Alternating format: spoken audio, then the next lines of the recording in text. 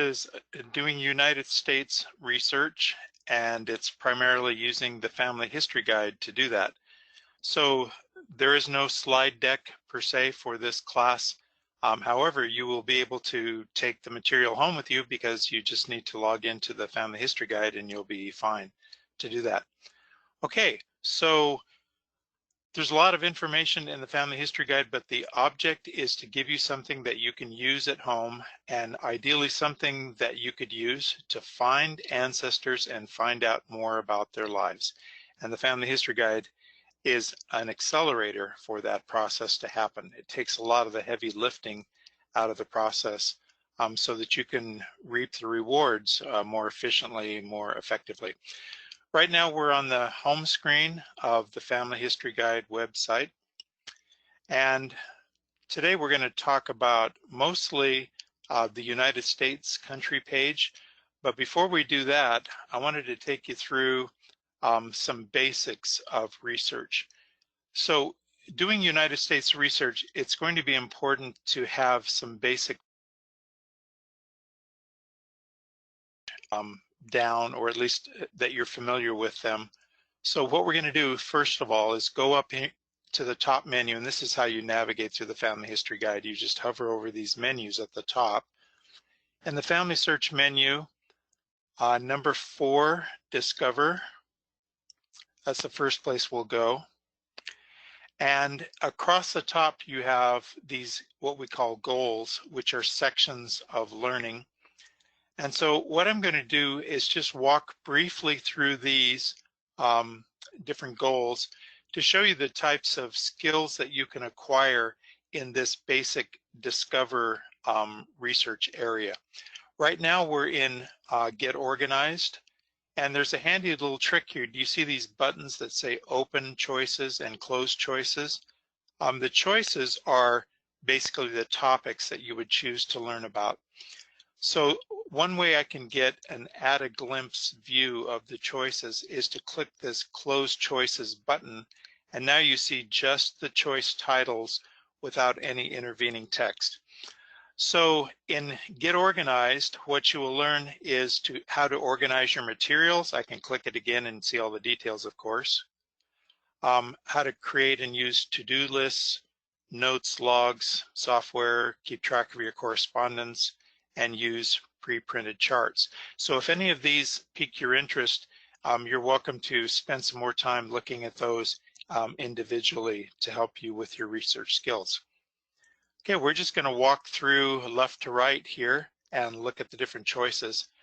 After you're organized, it's important to identify a line that's going to make the most sense for you, a line that has presumably some good access to records. So we're going to look at that and do the closed choices here. You could use a family group sheet with some missing information. This is a good place to identify a place to start.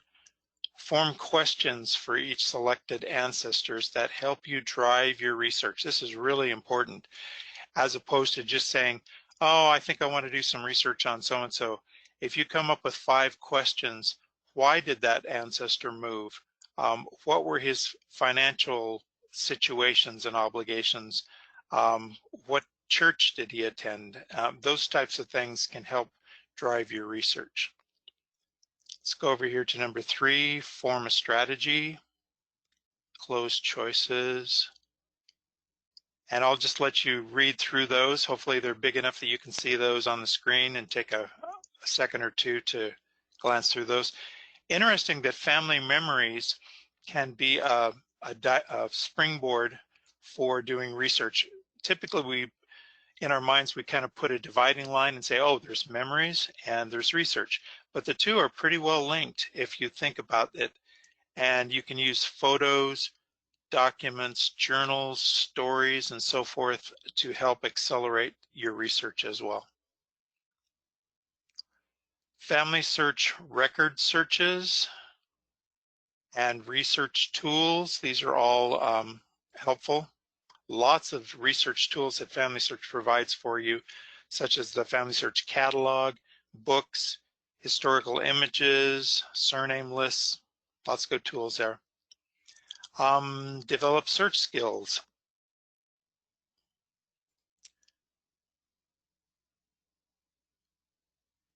Some great ideas here, how to use variations in your searches.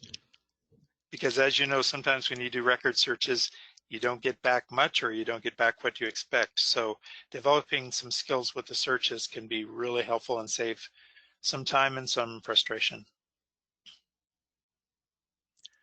Number 7, solve problems.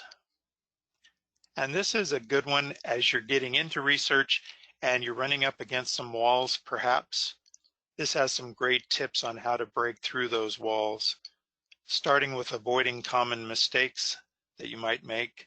And while we're on that note, the links to the articles and videos, for instance, I'll just open this one up here.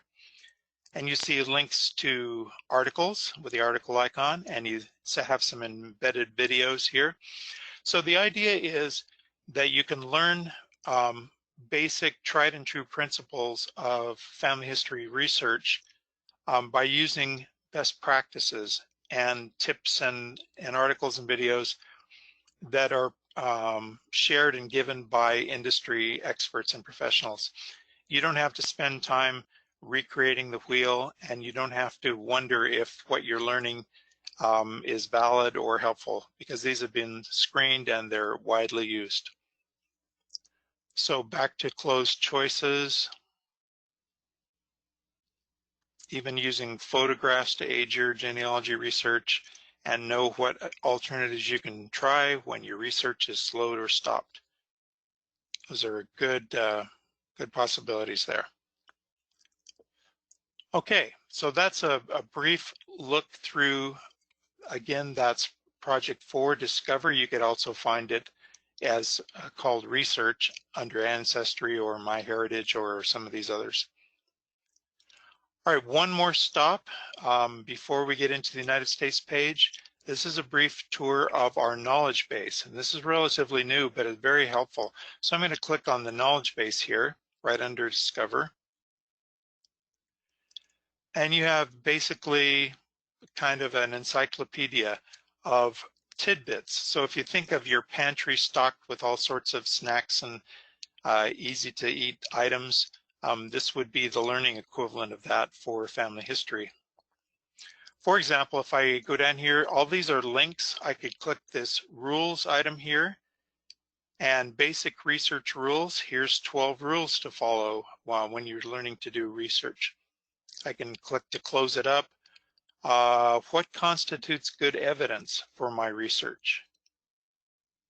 And you see these are bullet points and they're pretty short, so it gives you something that you can grasp pretty quickly rather than having to read a whole article or watch an entire video. These are good, very focused ideas here. If I do an open topics, it opens up everything, and boy, there's a lot of scrolling to do here. Lots and lots of bullet points about different aspects of research. Rather than scrolling through everything, you can use the headings up at the top here. Each of those are links as well. So if I wanted to review some knowledge tips on cemeteries, I could click that at the top. And here you go, instant information. You didn't even have to put it in the microwave. It just is ready to go. Okay, so that's a walk through the knowledge base, and this is geared towards United States and general research. We also have an international research knowledge base, this INTL up here, and if you click that, you get access to all sorts of different countries and so forth, but we won't talk about that now. We'll go back to the United States one. Okay, and this is a great way to raise your IQ for family history research. Just grab and digest a couple of bite-sized pieces of information, and you're on your way to expanding your skills for doing your research. Okay, time to go travel to the United States. And as we're in this time of pandemic and we're sitting, we have all these imaginary vacations that we go on, I'm sure. They're a lot less expensive than actually getting on a plane or getting in your van. but you can go a lot of different places in the Family History Guide. So we're going to go over here to countries, and the second item down is United States, and that's what we're going to focus on for the rest of this session. So I click United States, and again, across the top, these are the goals that will provide you direction for what you want to learn. These are divided into categories. So we have US records, vital records, census, immigration, military, and other records. And there's a lot of information there, so we are not going to be able to dive deep into any of these areas. I will leave that to your exploration after the class to focus on whatever you feel is most urgent or interesting for you. We'll spend probably most of the time in the earlier parts looking at different types of records, and that will be a good foundation to help you understand what items are available for research, how do you find records, what are the different record types, and then you will be better armed to use the different categories such as census, immigration, and so forth.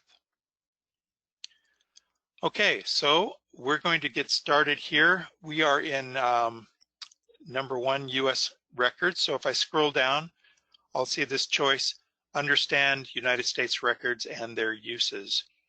First of all, we have a summary here. For most of these choices, you can click the summary and you get a bullet point of the items that you are going to be covering in this particular choice. This is fairly new. What we've done is we've added a lot more of these subheadings. So in this larger bold type here, you'll see record types and you'll see record information. So these items are organized here by belonging to record types or helping you understand more about record information. You'll also notice that there's some semi-bold text here. Sometimes you have to look at it a little closely to make sure that, oh yeah, that is sort of bold. We didn't want to make it too bold to be distracting. But you'll see here introduction, and there are two basic steps or resources that deal with an introduction to record types. And then you have original records, genealogy and time.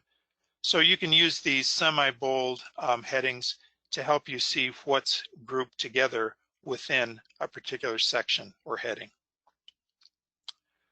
Okay, let's go back up here to, this is in record types. And we're going to take a look at this article here. This says FMP, it happens to stand for Find My Past, 20 Family History Resources. This is a good description and overview of different types of records that you might encounter or find useful. So I'm going to click that, and it opens up in a separate window so you can close it independently of the Family History Guide.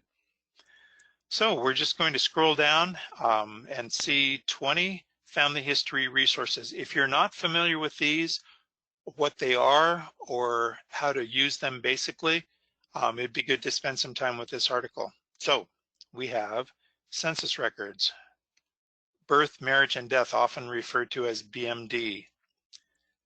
Family history stories. Sometimes you may not think of these as records because they're not produced by some government agency, but they are important records that may exist right in your own home. Newspapers, military records, church, passenger, city directories, court and prison records. I love that photo. I hope that's not my great-great-grandmother. I'm pretty sure it isn't. Immigration, naturalization. And you'll notice as we go through the Family History Guide that there are categories for pretty much each one of these. Photographs and scrapbooks, again, dealing more with the memory side of things. Oral histories, workhouse and union, tax, cemetery records, compiled genealogies, wills and probate, land records, local histories, and funeral home.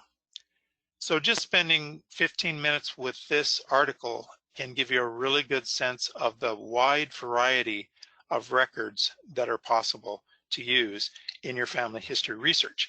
It's not all about finding a birth record or finding a marriage record. There are lots of other avenues that you can explore to find the information for your ancestors.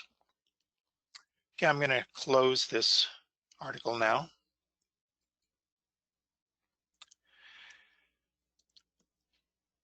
Okay, and I'm going to scroll down a bit. And here we have 5 things you should do with every record. We won't take the time to watch this video, but just something that I wanted to point out.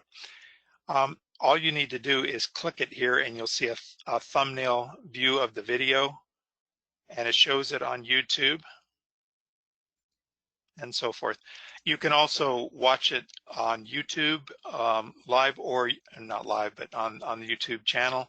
You can expand it so that it takes up full screen or different sizes.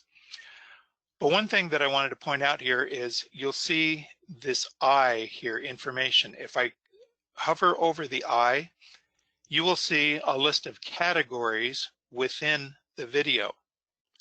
So one of the challenges with watching a video is, how do I know where it talks about such and such, or where it talks about this type of thing, or what does it even talk about?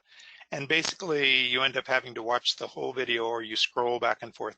What we've done is we've added some title placeholders here that are links. So if you're intrigued by, examine the image, that sounds good, what happens is you go to the YouTube video and it skips ahead.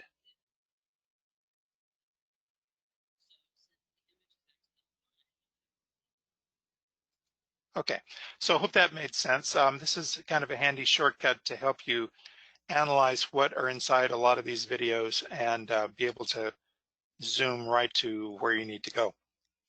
All right, just beneath that, let's take a look at one of these sample articles, 3 overlooked clues in genealogical documents. Sometimes we find some records and some documents and we miss a lot of the clues that we could be getting. So let's just take a look at this one.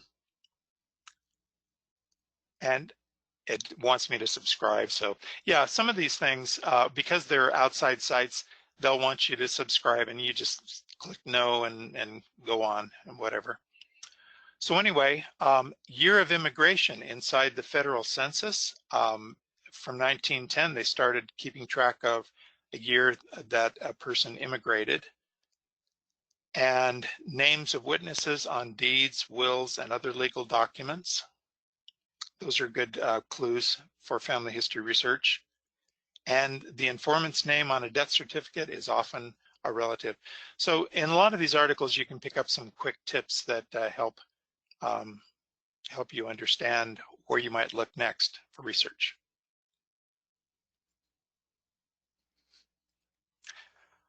Okay, let's go on down to the next choice here. This is choice B, use the record selection table for planning your US research. So the US record selection table is a tool from FamilySearch that's actually pretty useful and helps you focus your research on the types of records that would be most beneficial for you. Let's go take a look at it by clicking this link here. United States Record Finder, or record table. Okay, so it's divided into 3 columns. If you need, first look in, and then search. So in other words, if you are looking for someone's age, one of your ancestors' age, you want to try to pin that down, they suggest that you first look in census records, and then vital records, and then cemeteries. Alternatively, you could look in military records and taxation. So you have kind of an A list and a B list, more important and perhaps less important, but still useful to do. So one thing I like to do is I'm just going to press Control F. I'm on a Windows system here, and search for newspapers. And you can see that in the 3rd column here, there are quite a few highlights for newspapers. And that tells me that newspapers are usually a secondary source of information, except in a couple of cases. When you're tracking down maiden names for ancestors, marriage dates and information, and social activities. That's where newspapers would be a primary source. So hopefully this United States Record Finder helps you get a clue as to what records would be more effective for you to use for a particular type of research problem that you're trying to solve. It's one thing to go through a list of 20 different record types like we did with Find My Past, and it's another thing to know, okay, which one do I use and in what circumstances. Okay, so we'll close that up.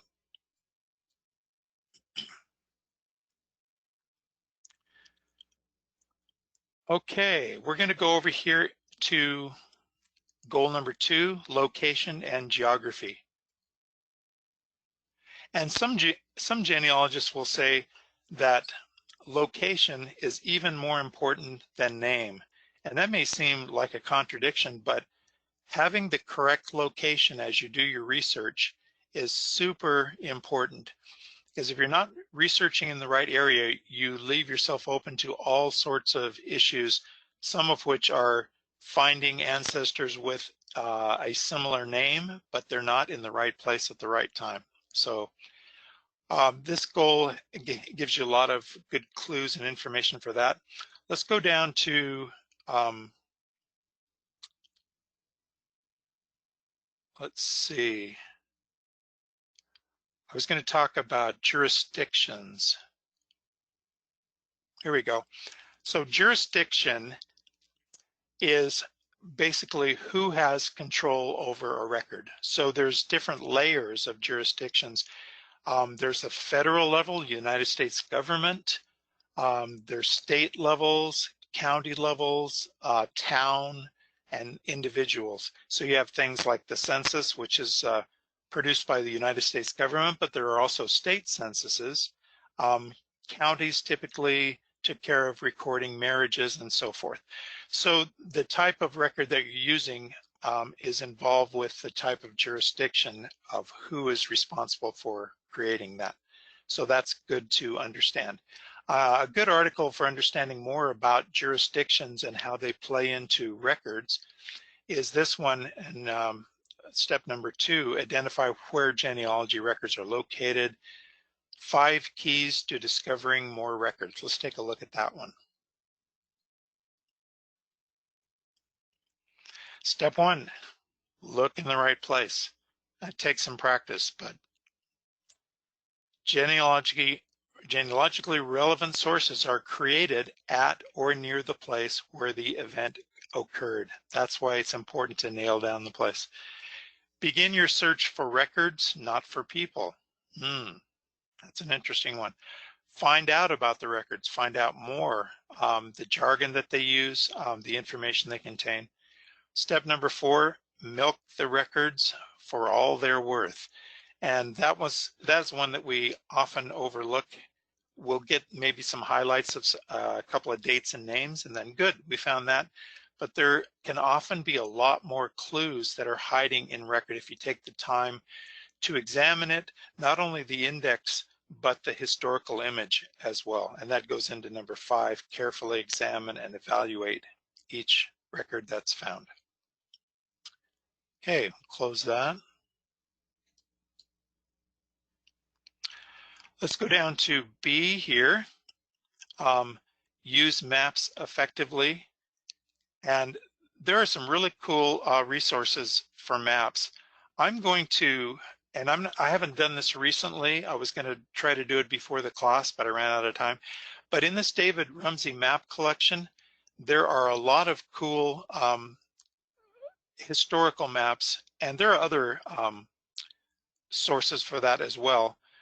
But I'm going to go to Aberdeen, Ohio. Okay, I just picked this one a while back. I don't necessarily have relatives there, but it seemed like an interesting one. So Aberdeen, Ohio, I click on it, and I get this sample map here, and I can, oh,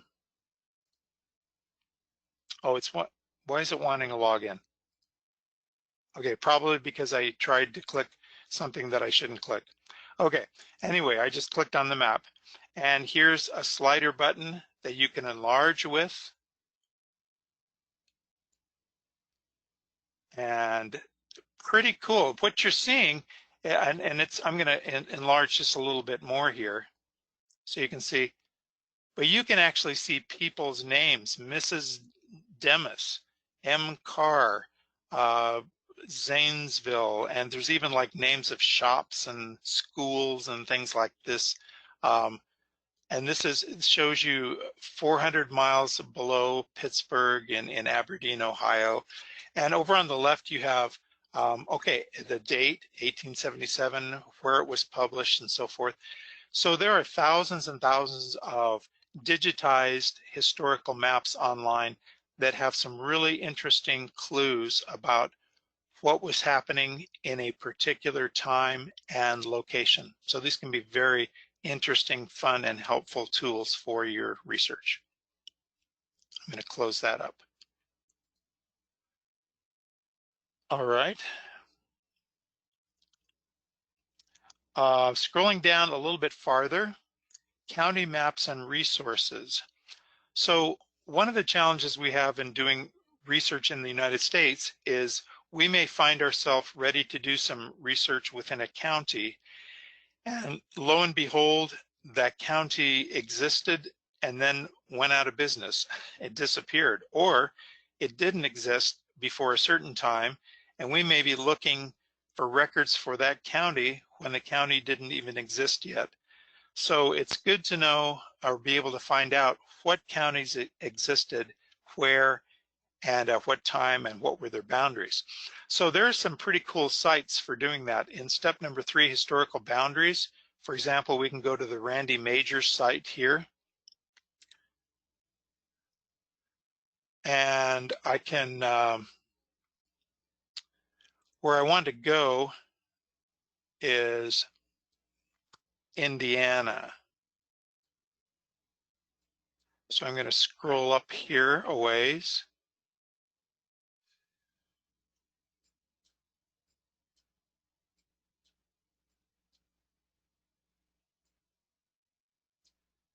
Okay, so let's just go in here. And you said as of date.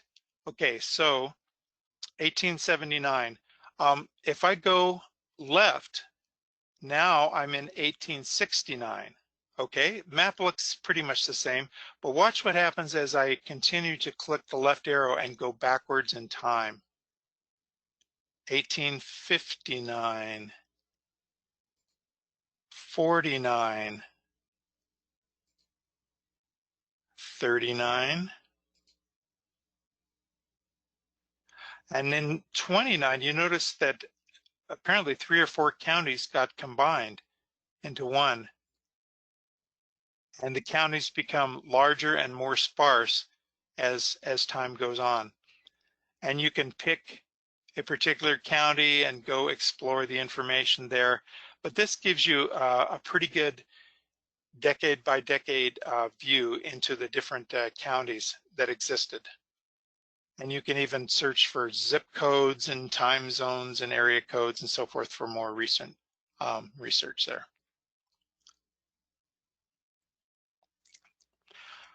Let's go over here to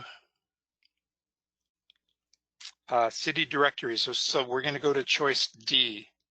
This is another handy tool. City directories are like, I bet some of you are old enough to remember the Yellow Pages. So before Yellow Pages, we actually had city directories, which are pretty handy. So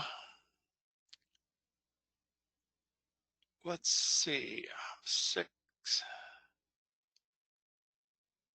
things to find. This is in step number 4.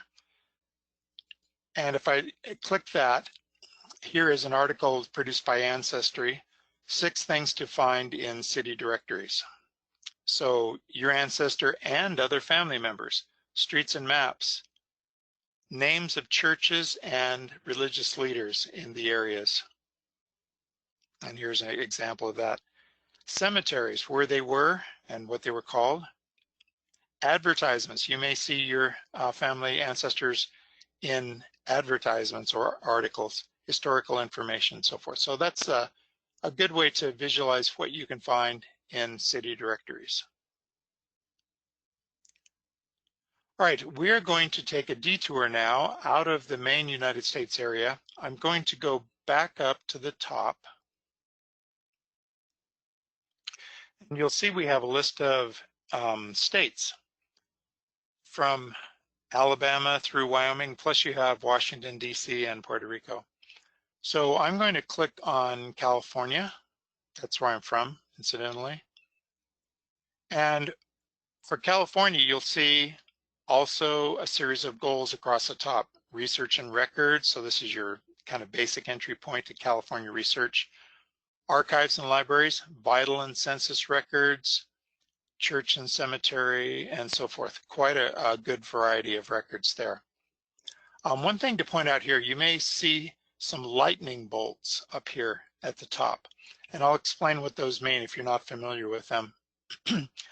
So let's click goal number 3, vital and census records. And we've got our links to articles and videos, so forth. Okay, now we see this quick link section. So a quick link basically takes you directly to a record search screen. So FS stands for Family Search. So I'm looking at this California Birth Index. Let's see.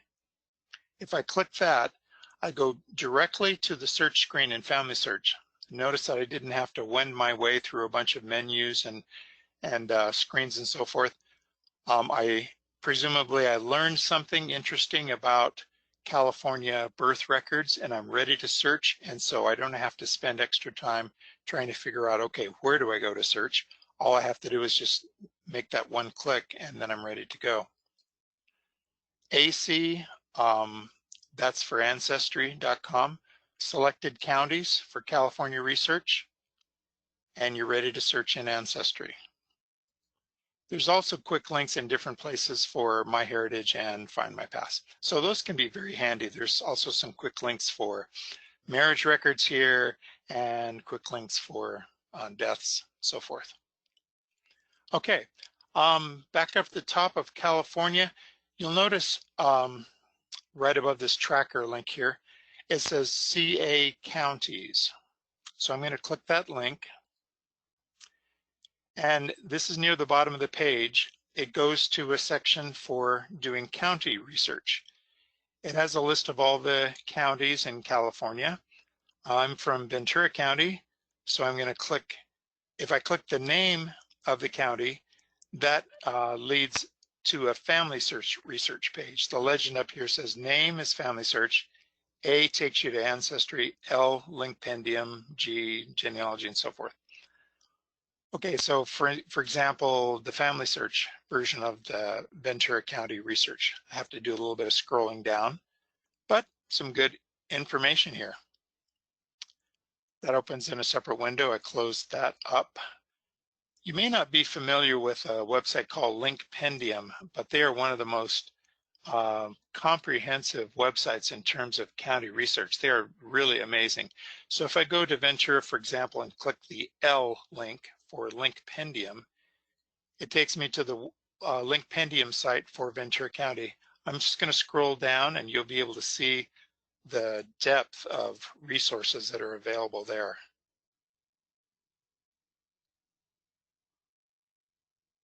And we're only in the letter M.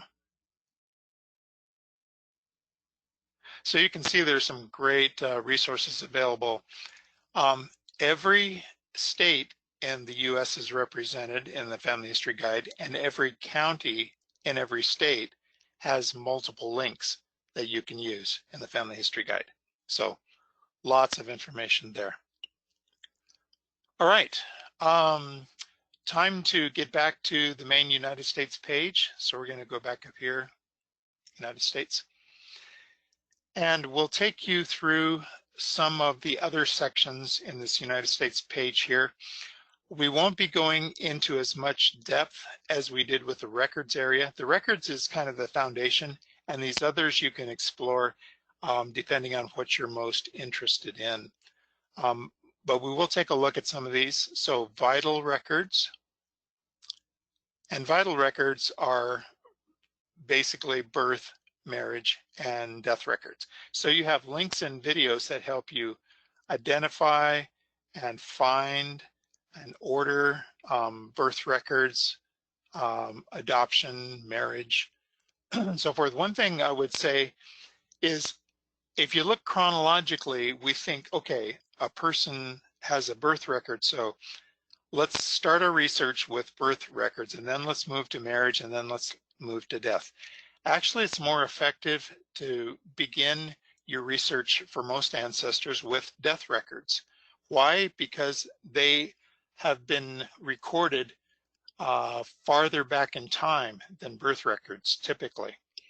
And they're generally more available. So chances are you may find a death record for an ancestor before you may find a birth record for them. So deaths and obituaries, learning about Social Security Death Index. This is a good resource if you have an ancestor that you're trying to learn about and they lived more recently. So death records since 1962, this is a great place to find information if your ancestor lived in the United States. Okay, let's hop over here to census records in section C. So this section here has a great overview on getting familiar with US Census records. If you're just beginning, here's a great article by Family Search to help you get the gist of what's contained in census records, what is the purpose, what time periods and locations do they cover, and so forth. Oh, one more thing I wanted to show there, I can close the screen a little bit too soon. What types of useful information can I find in them? Here's a great summary year by year, or decade by decade rather, of what types of information may be found in them. All right, and you can explore a lot of these. Also some tips on strategies in using the United States Census. If we go to the next goal here, this is goal number 2 in the census section, by decades. So in this goal here, we have broken down by decade, 1940, 1930, 1920, and so on and so forth. It just keeps going back on all the way back to 1790. And some of the things you'll find are an overview, many overviews with videos, clues on doing research, how to use enumeration districts, worksheets and plans. You can download free worksheets to help you keep track of information you're looking at and names you're finding in your research. So lots of good information there, plus some actual links to census results that you can go search the census in Family Search, Find My Past, for example there. So that gives you some good information. You got some samples here, and as you go back through to 1790, you'll see the types of information and availability of information changes over the decades. A lot of improvements were made from 1790 until now. And typically you want to work your way backwards, start with the more recent and then go back in time through census records. Okay, we're going to take another short side trip here. If I go back to Family Search, there is a entry called Goldie May, and this is fairly new. Goldie May is actually a partner of the Family History Guide. It's a Chrome extension and it's free. You can install it if you're using the Chrome browser. And this goal in the Family History Guide tells you how to install it and how to use it. So I would leave it to you to go through the installation, install it, and figure out how to work with it. But in a nutshell, Goldie May is basically like an artificially intelligent partner that helps guide you through census research. It's really pretty amazing. The author of the program, Richard Miller, is a software developer. We met him down at BYU, and we thought we've got to get a partnership going. So the Goldie May extension actually references the Family History Guide and ties our tips in with census research and with his tips. So it's a really cool and fun way to have like an assistant at your right hand asking you questions and helping you decide what to do next in your research in any particular US Census. So I would recommend that. Okay, next up, we'll hit lightly, go back to United States. And the next area is immigration. We're not going to spend a lot of time on this because the idea is that immigration is the bridge that takes you from the United States back to countries of origin. And that's what you're trying to find. But in order to establish your immigrant ancestor, it's important to do the necessary foundational research in the United States so that you're sure you have the right person and that you're sure that you're investigating the right lines. So these articles help you narrow down those research avenues that you might want to explore, records and so forth. In the naturalization and passenger goals, you'll find tips on using naturalization records and exploring US passenger lists. There's some great resources that are free. The Ellis Island and other ports of entry, you can track different ships, passenger manifests, freight manifests and so forth that give you clues. And here are some links to Ellis Island. Stephen Morse has some great resources on his website for the Castle Garden, which was prior to Ellis Island, and other ports. All these very useful for tracking immigration resources to the United States. Okay, military. Military records, finding out more what they're about, how they can be used in this first goal. Second goal, by conflict, is more in depth on exploring by war, you might say. So if I close the choices here, Revolutionary, Civil War, World War I, World War II, Korean War, and other conflicts. I'm going to open up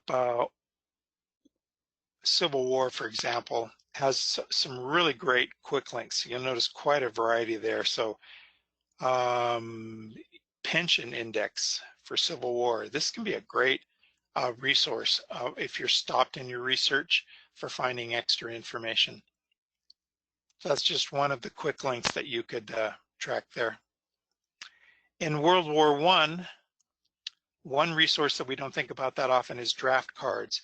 There's some great resources available there, and we have some videos and articles to help you learn more about how to use draft cards in your research for World War I soldiers and veterans.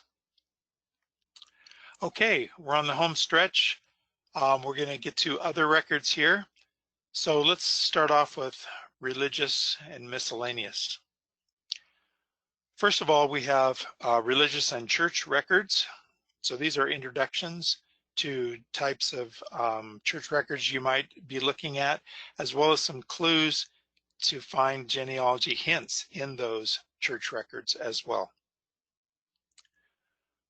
Notice that we don't have particular denominations lined out here. Those are actually covered in a different place, and I'll show you that now.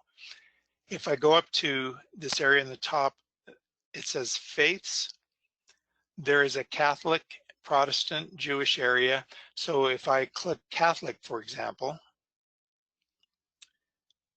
here are links to articles about doing Catholic research. And if I wanted to get more specific by country outside the United States, I could go there and see all sorts of Catholic record resources in other countries as well. Okay, back to countries, back to faiths. Also Protestant, very similar. So now you have Protestant, Baptist, Episcopal, Lutheran, Methodist, and so forth. If you're narrowed in on those particular denominations, you'll find some really helpful resources here. Okay, back to the United States. We were in F1, religious and miscellaneous. Let's scroll down just a little bit. You may be thinking, oh, did we forget Latter-day Saints? No, we didn't forget them. There is a section in the travel and migration records within the United States. If I scroll down a little bit farther, we have a whole section on Latter-day Saints, pioneer records, migrations, early LDS Pioneer database, Mormon migration website, and so forth. Some great resources there, as well as some tips on how to track migration. This can be one of the most challenging parts of doing research. And the thing we need to remember is that people moved, and there were reasons why they moved. It could be economical, religious, cultural, social, due to the environment changing, lots of different reasons. So when you're tracking the lives of your ancestors, try to find out those clues and their motivation and their lives, and that will help you trace where they might have gone, the migration paths, and help you understand their circumstances and locations better. And once you have their locations nailed down, then you get the opportunities for more and more records becoming available because you're looking in the right places for the right records. Okay, property records. Sometimes when you're at a standstill, or as you go back farther in time before there were birth certificates in the United States or even birth records regularly recorded, there were land, probate, and will records. So this section here, I'm going to do a closed choice. Land records, probate, wills and deeds, and tax records are all some great resources that help you find more clues for your research. And as you start studying these, you'll start to get a sense more for the community and the location and even the history of where your ancestors live. So as I'm thinking about that, I'm going to go back here just a little bit to location and geography because this kind of ties in. And when we go to location and geography, and we're going to scroll down, county and town resources and histories and timelines. This choice E is very helpful for helping you establish timelines for your ancestors and for locating county and town resources and histories so that you can learn about the areas where your ancestors may have lived to give you more clues about why they were there and possible additional family members and so forth. Okay, let's skip over to newspapers. Newspapers can be a very interesting resource. So you've got links to different resources here, and in choice B, you can explore online newspaper websites. One of my favorites is this one from the Library of Congress called Chronicling America. So if I go to this link here, you can basically type in whatever keyword you're looking for, and you can search United States newspapers from 1690 to the present. You can do advanced searches and select by state or a particular newspaper that you're looking for. When I taught a class on newspapers over at the Family History Center, we used this, and just out of curiosity, I typed in my hometown to see what would come up. And my hometown is a place called Camarillo, California. And what I got was an article that was published in the San Francisco Chronicle. And I thought, well, that's kind of weird. Why is San Francisco publishing an article about this little podunk town of Camarillo that had maybe 5,000 people in it? It was because the Camarillo family was having a massive argument as to how to divide up the land wealth of the thousands and thousands of acres that they owned in California. And if you read that article, you pick up all sorts of clues into the history of Camarillo, the environment, and you get people's names mentioned that you wouldn't have gotten in a Camarillo newspaper, because I don't think they would have been that excited about spreading all of that controversy, lawsuits, and so forth. So just an idea of the types of things that you can find in newspapers and how they might be valuable.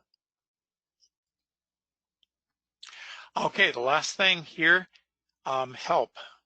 So there are Facebook and community pages where you can get extra and additional help for your questions on U.S. genealogy. And genealogy societies are often very happy to help you with your research or to answer questions. You can also get these answered specifically. So Washington State, the last goal in each of these states is get help. And there are also links to Facebook pages, message boards, and so forth for a particular state that you might be interested in. Okay, hopefully you've enjoyed that quick trip through the Family History Guide and the resources that it has to help you do United States research. There's lots to explore, so feel free to take small sips from the drinking fountain quite often. Don't drown yourself and try to learn it all at once, but really do enjoy taking some frequent visits, whether it's in the knowledge base or in the main US country pages, United States country page.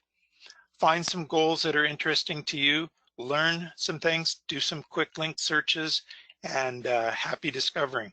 Thank you so much. Are there any questions?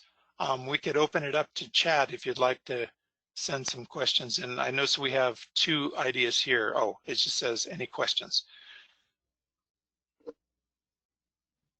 Or you can unmute yourself and ask the question that way. That might be even easier.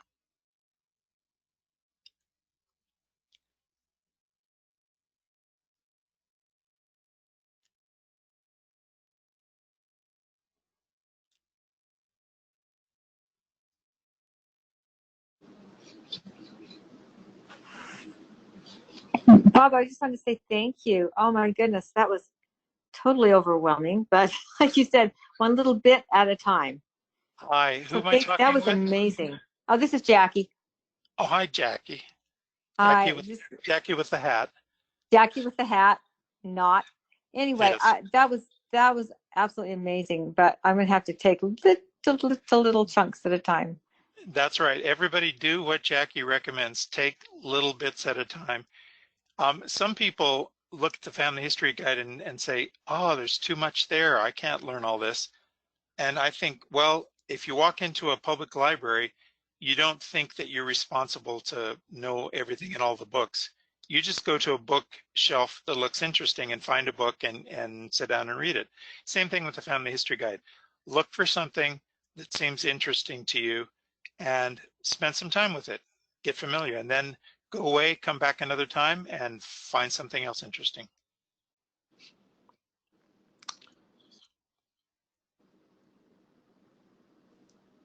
Any other questions?